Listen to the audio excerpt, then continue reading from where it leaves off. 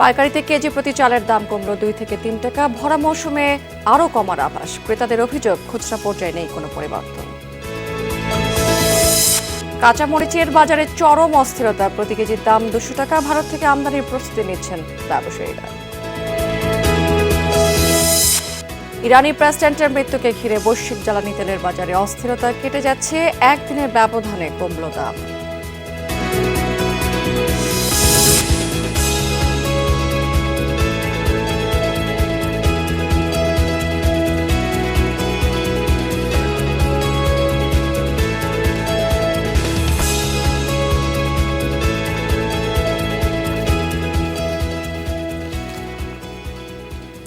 এতক্ষণ শিরোনাম দেখছিলেন, এবার চলে যাচ্ছে বিস্তারিত সংবাদ এবং পুরো সময় জুড়ে আপনাদের সাথে আছি আমি রাবেয়া স্মৃতি।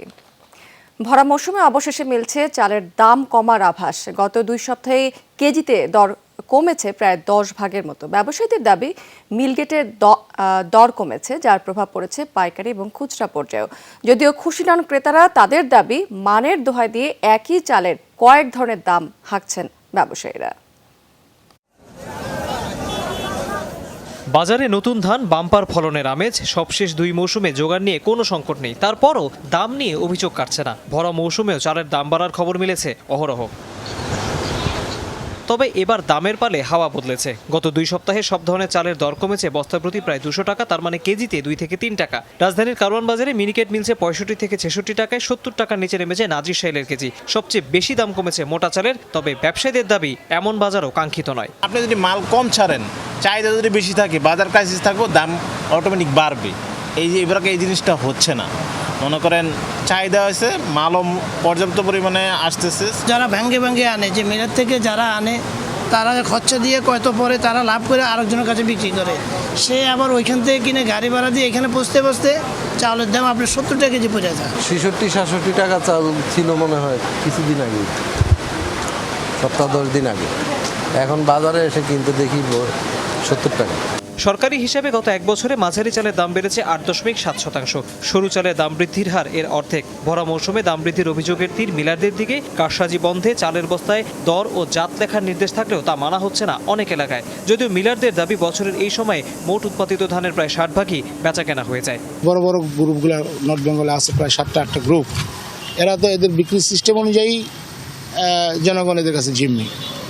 তারা ফিক্স করে দিচ্ছে যে আমার আগামী 1 সপ্তাহ এই চালের রেট, এই রেটে আমি চাল বিক্রি করবো, নিচে করবো না।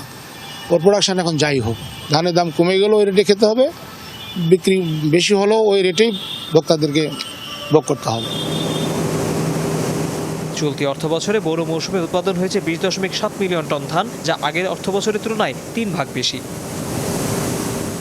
তৌহিদ হোসেন, যমুনা নিউজ, ঢাকা। দর্শক, এবার পুঁজিবাজার প্রসঙ্গে ফিরে যাব। পুঁজিবাজারের অস্থিরতা আমরা তো জানি কিছুতেই কমছে না। অনেক বিনিয়োগকারী কিন্তু বাজার ছেড়ে যাচ্ছেন। এই বিষয়ে আরও বিস্তারিত তথ্য জানাবেন আমাদের সহকর্মী আলমগীর হোসেন। আলমগীর, এই যে বাজারে দীর্ঘ সময় ধরে এক ধরনের অস্থিরতা চলছে, বিনিয়োগকারীরা নিয়ন্ত্রক সংস্থাকে আরও কার্যকর পদক্ষেপ গ্রহণের দাবি জানিয়েছে। সেক্ষেত্রে বাজার উত্তরণের চ্যালেঞ্জ কি আসলে?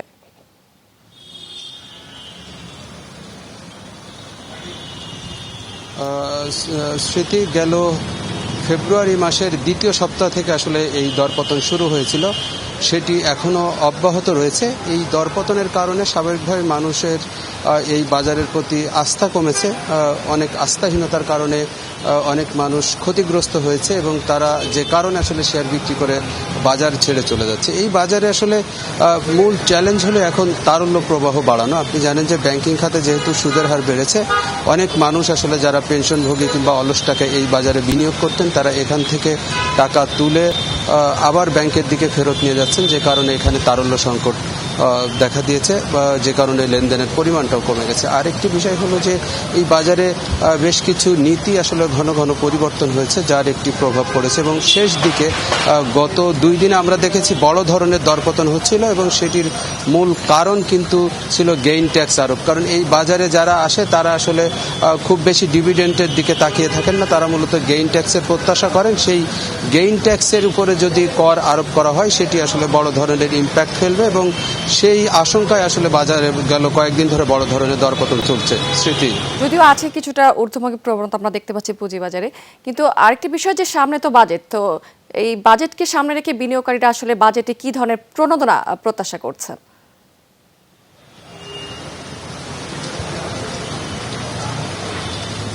পুনর্ধারণা বলতে আসলে অর্থের চেয়ে বেশি পলিসি সাপোর্ট বা নীতি সহায়তা বেশি দরকার এই পুঁজিবাজারের জন্য। একটি হচ্ছে, আপনি জানেন যে তালিকাভুক্ত যে কোম্পানিগুলো আছে তার মধ্যে কর হারের ব্যবধান বাড়ানোর দাবি করেছেন বিনিয়োগকারীদের, পাশাপাশি বাজার সংশ্লিষ্টরা। তাহলে হয়তো ভালো ভালো কোম্পানি বাজারে তালিকাভুক্ত হবে, সেটি বাজারে আসলে গতিশীল করতে সহায়ক ভূমিকা রাখবে বলে প্রত্যাশা করেন। এছাড়া আরও কয়েকটি ক্ষেত্রে কর সহায়তা চাই, বিশেষ করে গেইন ট্যাক্স আরোপের যে আলোচনাটি হচ্ছে এখন, সেটি যেন কোনোভাবেই না হয়। সেটি আসলে যেমন ঢাকা স্টক এক্সচেঞ্জের পক্ষ থেকে দাবি করা হয়েছে, নিয়ন্ত্রক সংস্থা এসিসির পক্ষ থেকে বলা হচ্ছে, এবং সাধারণ যারা বিনিয়োগকারী রয়েছে তারাও আসলে বলছেন এই বাজারে যদি গেইন ট্যাক্স আরোপের যে আলোচনাটি হচ্ছে এটি যেন আসলে শুধু গুজবেই থাকে, তাহলেও আসলে বাজারে বিনিয়োগকারীদের মধ্যে কিছুটা হলেও স্বস্তি ফিরবে। আর একটু হলো ডিভিডেন্ডের উপরে কয়েক স্তরে আসলে মুনাফা দিতে হয়, সেটি আসলে একবারে মুনাফা ট্যাক্স দিতে হয়, সেই ট্যাক্সটি যেন আসলে বহু স্তরের পরিবর্তে এক স্তরে নেমে আসে, সেই প্রত্যাশাগুলো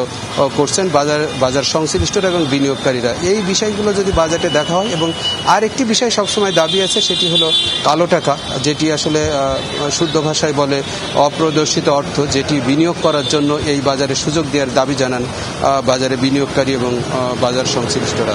স্মৃতি, আলমগীর, অনেক ধন্যবাদ। বেশ কিছু তথ্য জানলাম আপনার মাধ্যমে। এবার আজকে আমরা একটু পুঁজিবাজারের এখনকার আপডেট আপনাদেরকে জানিয়ে দেব।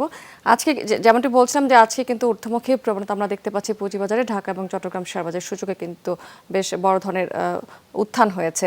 আজকে ঢাকা শেয়ারবাজার প্রধান সূচক যেটি ডিএসসি ব্রড ইন্ডেক্স, সেটি ইতিমধ্যে 23 পয়েন্টেরও বেশি বেড়েছে এবং 5,455 পয়েন্টে এখন পর্যন্ত অবস্থান করছে। অন্য দুটি সূচকও বেড়েছে, ডিএসসি সূচক সেটিও 15 পয়েন্টের মতো বেড়ে 1,196 পয়েন্টে আছে, এবং থার্টি সূচক সেটি 12 পয়েন্টের মতো বেড়ে 1,951 পয়েন্টে অবস্থান করছে। এবং আজকে এখন পর্যন্ত ঢাকা শেয়ার বাজার টোটাল ট্রেড করে ফেলেছে 217,79 লাখ টাকার মতো শেয়ার। এবং ট্রেড হওয়া কোম্পানিগুলোর মধ্যে কিন্তু এখানেও বেশিরভাগ প্রতিষ্ঠানের শেয়ারের দাম আমরা দেখতে পাচ্ছি বেড়ে গেছে। 307টি কোম্পানির শেয়ারের দাম ইতিমধ্যে বেড়েছে, মাত্র 41টি কোম্পানির শেয়ারের দাম কমেছে, এবং অপরিবর্তিত আমরা দেখতে পাচ্ছি 36টি কোম্পানির শেয়ারের দাম রয়েছে।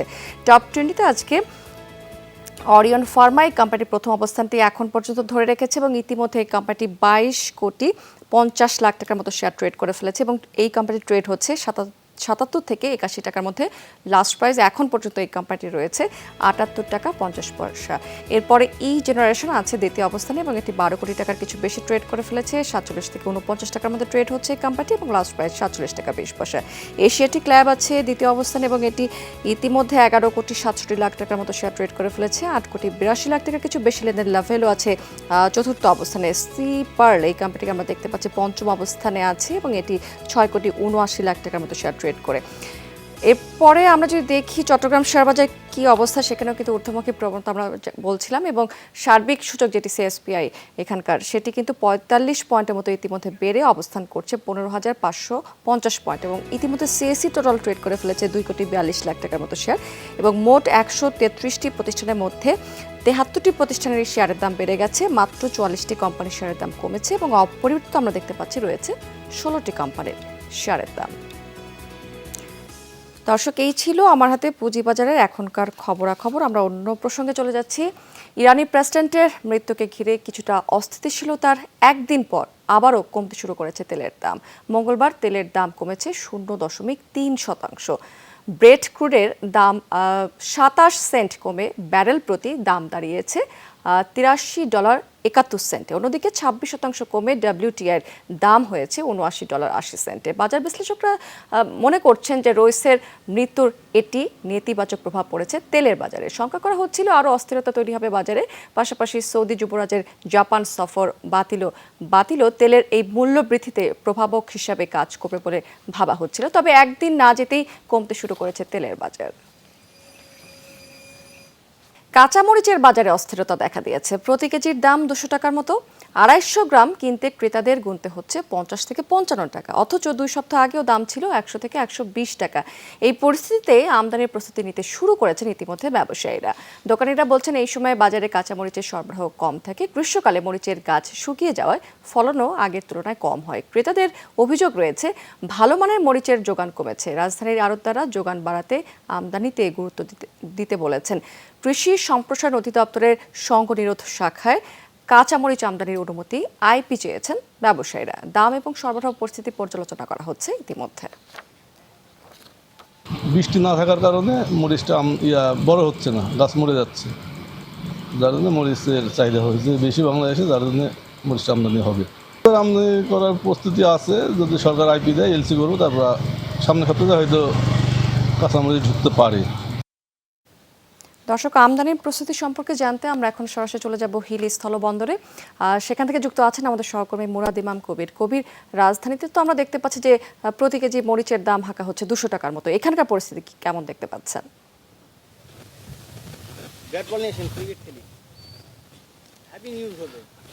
স্মৃতি, রাজধানীতে 200 টাকা হলেও কিন্তু হিলিতে 130 থেকে 140 টাকার মধ্যে বিক্রি হচ্ছে প্রতি কেজি কাঁচামরিচ। আর একটি বিষয় জানিয়ে রাখি যে যেহেতু কাঁচামরিচের দাম এখন ঊর্ধ্বমুখী বাড়তে শুরু করেছে, সেহেতু যে হিলি স্থল বন্দরের যে আমদানিকারকরা রয়েছে তারা ভারত থেকে কাঁচামরিচ আমদানির ব্যাপারে এখন তারা তাদের কার্যক্রম শুরু করেছে। আমি কয়েকজন আমদানিকারকের সাথে কথা বলেছিলাম। আমদানিকারক আমাকে যেটি জানিয়েছে যে তারা আইপির জন্য খামার বাড়িতে আবেদন করেছে। আপনি জানেন যে বিভিন্ন কৃষি পণ্য আমদানির ক্ষেত্রে খামার বাড়ি থেকে অনুমতি নিতে হয়। এই অনুমতির জন্যই তারা খামার বাড়িতে আবেদন করেছে। তারা এখন আইপি পায়নি। তারা বলছে যে আইপি পাওয়ার সাপেক্ষে তারা ঋণপত্র খুলবে এবং ঋণপত্র খুলে ভারত থেকে কাঁচামরিচ আমদানি শুরু করবে।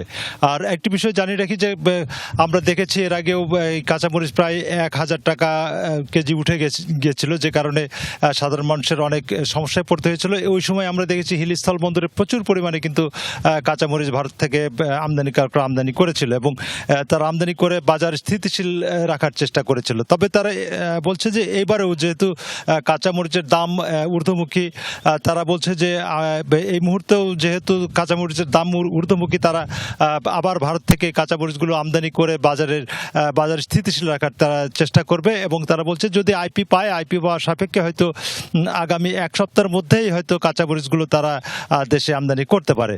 স্মৃতি, কবির, আরেকটি বিষয় আপনার পাশাপাশি জানতে চাই যে আমদানির প্রস্তুতি আসলে কেমন দেখতে পাচ্ছেন?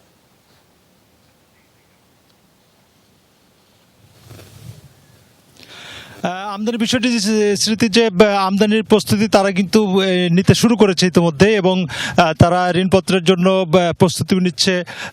তারা যে বললাম যে আইপির জন্য তারা আবেদন করেছে খামার বাড়িতে, সেখানে থেকে তারা এখন পর্যন্ত কোনো পাননি, অনুমতি পাননি। যেহেতু তারা এখন অনুমতি পাননি, যে কারণে তারা কিন্তু এখনো ঋণপত্র খুলতে পারছে না।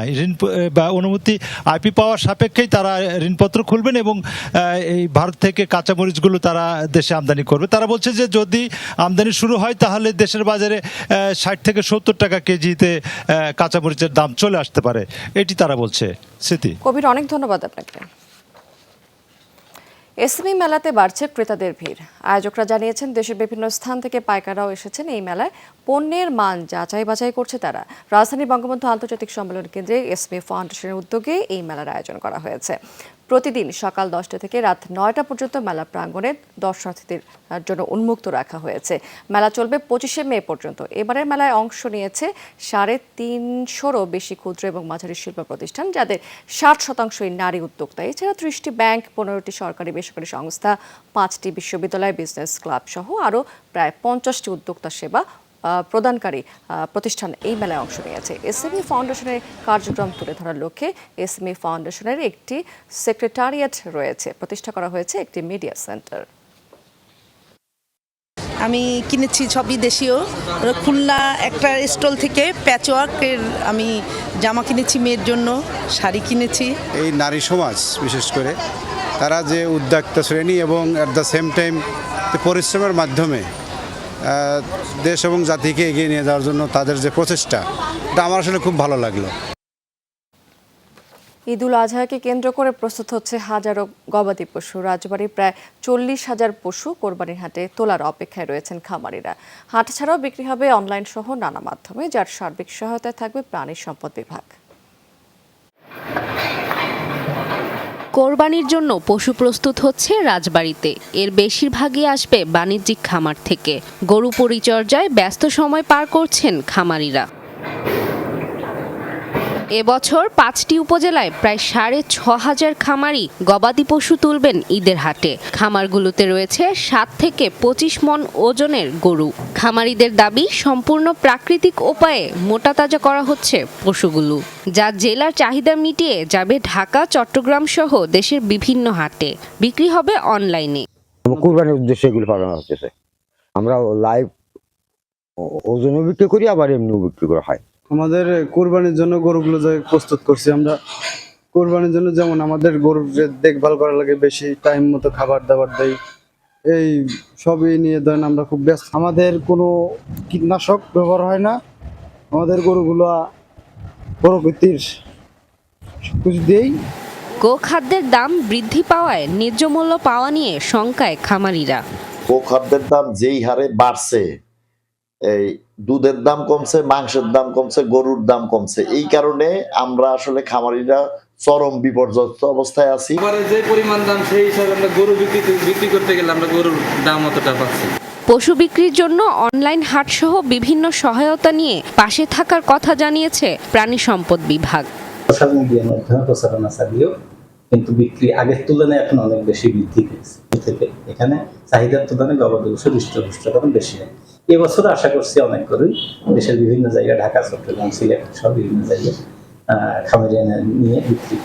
ঈদুল আজহা উপলক্ষে প্রায় 40,000 গরু, ছাগল ও ভেড়া প্রস্তুত করা হয়েছে এই জেলায়। রাফিকাতুন নিসা, যমুনা নিউজ। ভোলায় খেজুরগাছিয়া মৎস্য অবতরণ কেন্দ্রে চোরের উৎপাতে অতিষ্ঠ হয়ে পড়েছেন জেলে এবং ব্যবসায়ীরা। মাছ ধরার সরঞ্জামই যেন তাদের মূল লক্ষ্য। নিরুপায় হয়ে বারবার কিনতে হচ্ছে মাছ ধরার জন্য প্রয়োজনীয় সব সামগ্রী। ঋণের বোঝায় অতিষ্ঠ জেলে এবং মাছ ব্যবসায়ীরা। প্রয়োজনীয় ব্যবস্থা গ্রহণের আশ্বাস দিয়েছে অবশ্য কর্তৃপক্ষ। ভোলার চর ফ্যাশনের খেজুরগাছিয়া মৎস্য অবতরণ কেন্দ্র। ঘাটের পাশে এভাবেই নোঙর করা কয়েকশো মাছ ধরার নৌকা।